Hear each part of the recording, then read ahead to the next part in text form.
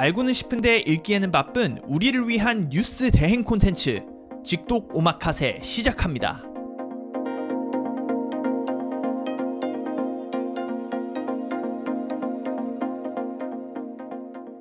안녕하세요. 직독 오마카세 진행을 맡은 윤상원 기자입니다.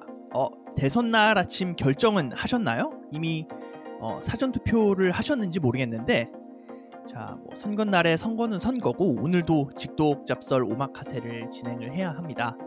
일단 지난주에 직독 오마카세 첫 방송이 나갔는데 재밌게 들으셨는지 모르겠어요. 저희가 주중에 인사드리는 게 처음이라서 좀 어색하기도 했지만 어떻게 들으셨는지 궁금도 합니다. 저희 채널에 댓글이나 인스타그램 같은 의견 남겨주시면 반영을 하겠습니다. 그러면 이번 주 준비한 소식 시작하겠습니다.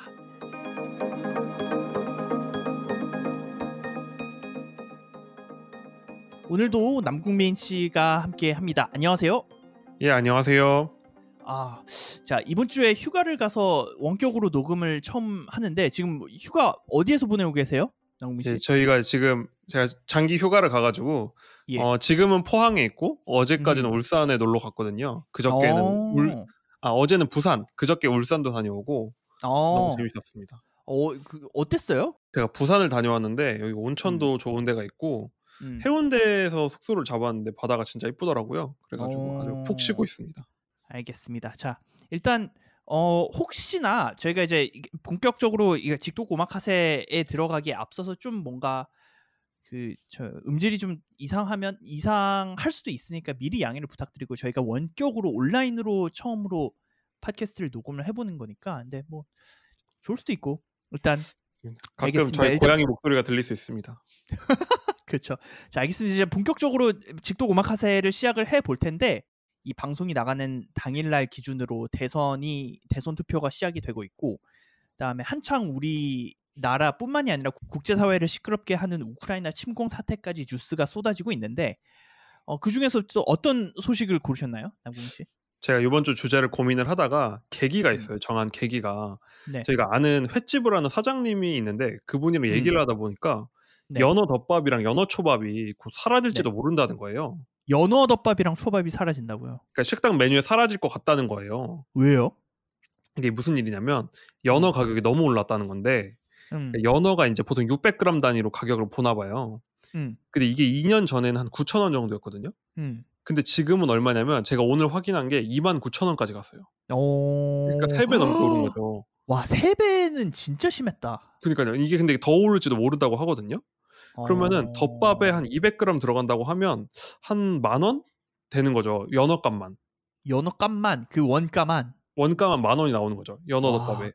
근데 그럼 진짜 약간 수지 타산이 안 맞겠네요. 사람들이 뭐 연어 덮밥을 뭐 거의 참치 먹듯이 하진 않을 테니까. 그래서 벌써 좀 연어 메뉴에서 뺀 것도 있고 지금 팔아도 적자인 상황이어가지고 거의 많이들 고민한다고 하시더라고요. 왜 이렇게 오른 거예요, 가격이? 그러니까 이게 결국은 러시아 때문입니다. 아까 우크라이나 얘기를 했잖아요. 그쵸.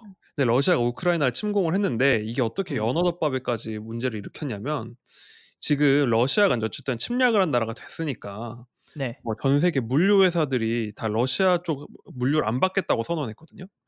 머스크 같은 세계 최대 해운사도 러시아로 가거나 오는 거를 안 하겠다고 했고 그리고 어쨌든 전쟁 중인 나라니까 거기 영해를 지나가기가 지금 굉장히 어려운 거예요. 애매하죠. 그렇죠. 근데 우리나라 연어가 거의 다 노르웨이산이잖아요. 그럼 노르웨이에서 우리나라 올 때 북극을 지나온다는데 이게 대부분 러시아 영해를 지납니다. 그러니까 노르웨이에서 한국으로 오는 연어들이 지금 오는 길이 거의 막힌 거죠. 그렇게 되면 어떻게 해야 되냐면 아프리카를 돌고 동남아시아를 거쳐서 우리나라 와야 되는 거죠, 연어가. 그러면 삥 돌아간다는 소리겠네요. 그렇죠. 그러니까 연어 가격이 물류비가 너무 비싸지니까 거의 뭐 들어오지도 않는다고 하고 그러니까 가격이 지금 3배 이상 올랐다고 하는 겁니다. 그렇군요. 자, 일단 이거 들으시는 저희 청취자분들은 다 어쨌든 뉴스에서 한 번쯤은 이제 들으시긴 하겠지만 당연히 한 번 더 짚고 넘어가자면 일단 러시아가 우크라이나를 침공을 해서 전 세계 경제가 지금 거의 영향을 받고 있고 우리나라도 마찬가지고요. 그렇죠. 일단 이런 러시아가 우크라이나의 국경을 넘고 군사들이 국경을 넘어서 침공을 하면서 연어 가격에 불똥이 튄 거네요, 결국은. 그쵸. 이게 그리고 지금 가장 큰 문제는 사실 연어만 그러면 뭐 음. 자영업자님 분들은 어렵겠지만 뭐 일상에 큰 영향을 안 미칠 수도 있는데 이게 네. 그냥 한 사례일 뿐이라는 거죠. 그러니까 오늘 얘기하고 싶은 진짜 어. 주제는 네. 우리가 또 한 번 오일 쇼크를 겪을지 모른다는 겁니다. 어. 오일 쇼크. 저는 뭐 직접 경험을 못 해 봤는데 오일 네. 쇼크가 70년대 이때 인제 일어나던 일이잖아요. 석유 가격이 엄청 그렇죠. 오르는 거. 아마 이거를 듣고 계신 청취자분들 중에서도 아마 그거를 겪어 보신 분들이 몇몇 분들은 계실 겁니다. 그쵸. 그죠? 일부 뭐 한 40-50대 이상이면 아마 한번 기억은 나실 것 같은데 음. 경제적으로 엄청 큰 충격을 준 거였잖아요. 유가가 그렇죠. 몇 배 올랐으니까. 근데 네. 요즘에도 유가가 정말 엄청납니다. 이게 최근 가격이 브렌트유라는 인제 뭐 많이 거래하는 원유를 기준으로 보면 그게 그 영국에서 거래하는 거죠? 예 맞습니다. 음. 이게 배럴당 $139 까지 올랐어요, 6일 기준으로. 어. 그러니까 이게 하루 만에 18% 오른 건데 음.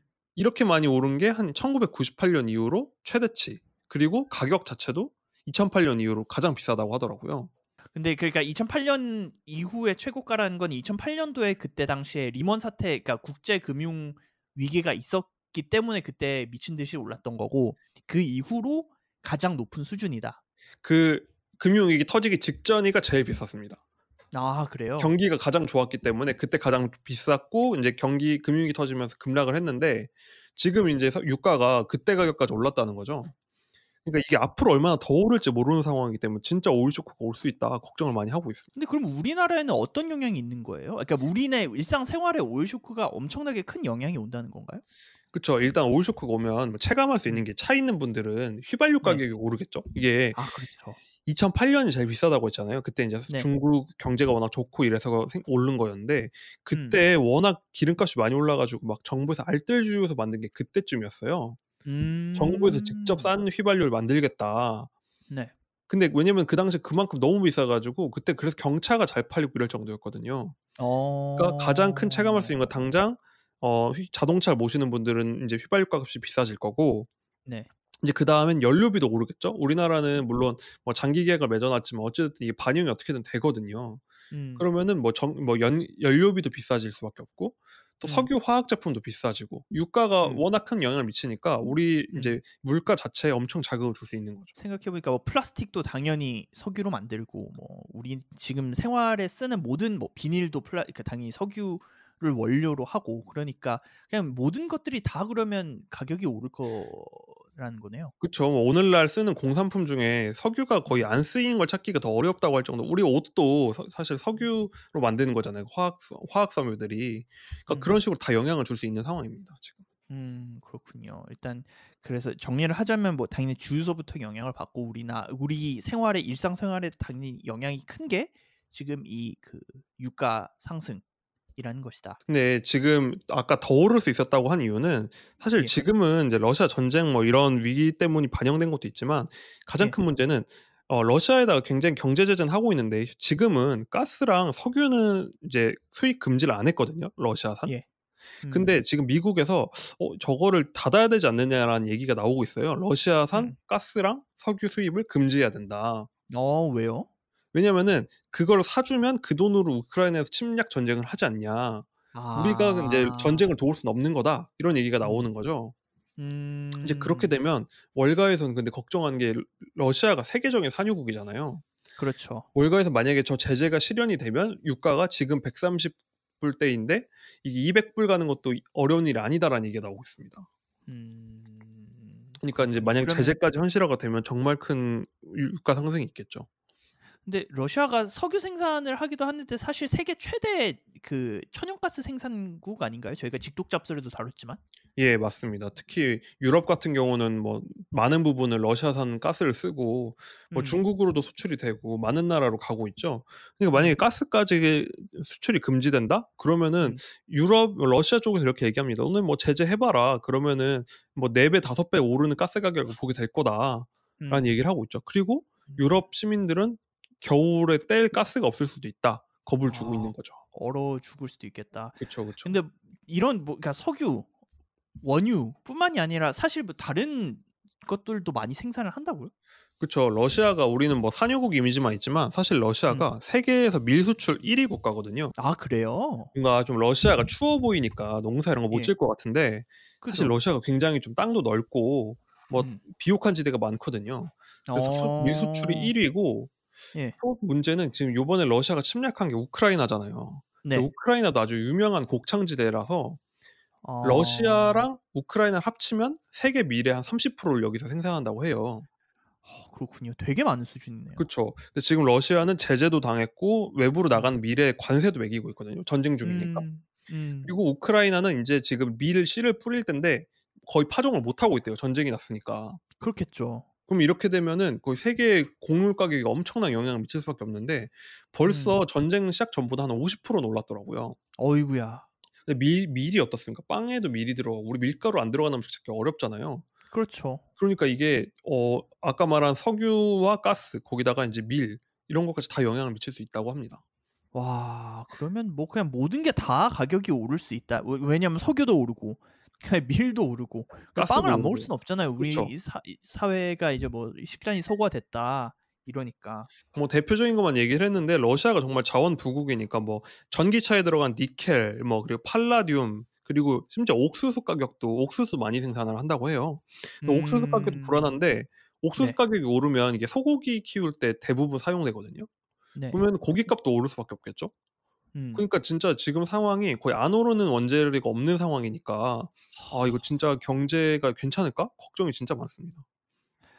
안 그래도 이거를 사실 접하기 이전에 물가가 계속 오르고 있다는 뉴스는 나왔었잖아요. 근데 그게 왜냐하면 코로나가 발발한 이후에 코로나가 퍼진 이후에 경제가 회복하면서 이제 사람들이 막 물건을 그동안 사지 못했던 물건을 사기 시작하니까 그리고 금리도 낮았고요. 그래서 그쵸. 물가가 올랐는데 근데 이제 물가를 잡으려고 뭐 예를 들어서 뭐 중앙은행들이 금리를 올린다 만다 이런 뉴스들이 나오는 상황에서 갑자기 이런 지정학 리스크까지 터져 버렸으니까 더 힘든 상황이 된 거네요. 그쵸. 이전까지는 사실 돈이 많이 풀려 가지고 워낙 돈이 음. 많이 풀렸으니까 그것 때문에 물가가 오른다. 그러니까 수요가 너무 많아서 물가가 음. 오른다였는데 음. 지금 상황은 거기다가 물건이 부족한 상황이 돼 버리니까 공급이 인제 부족해지는 거잖아요. 음. 이렇게 되면은 이게 훨씬 안 좋은 상황이 되고 그럼 금리를 올리는 게 쉽지 않다 옛날처럼. 그냥 돈이 음. 많이 풀려 생긴 일이 아니니까. 그래서 음. 이게 뭔가 '경제가 정말 안 좋은 방향으로 가고 있다.' 걱정을 많이 하시는데 보통 이렇게 물가가 오르면서 음. 경기까지 침체되는 걸 스태그플레이션이라고 하거든요. 스태그플레이션. 예. 이게 음. 이제 경기가 안 좋아지는 불황 플러스 인플레이션이라는 건데 네. 이렇게 되면 물가도 떨어지면 물가는 오르면서 경기가 안 좋으니까 네. 중앙은행들이 이걸 금리를 올려야 되나 낮춰야 되나 엄청 난감한 상황이 된 겁니다. 그렇군요. 그럼 그럴 때는 보통 어떻게 대응해요?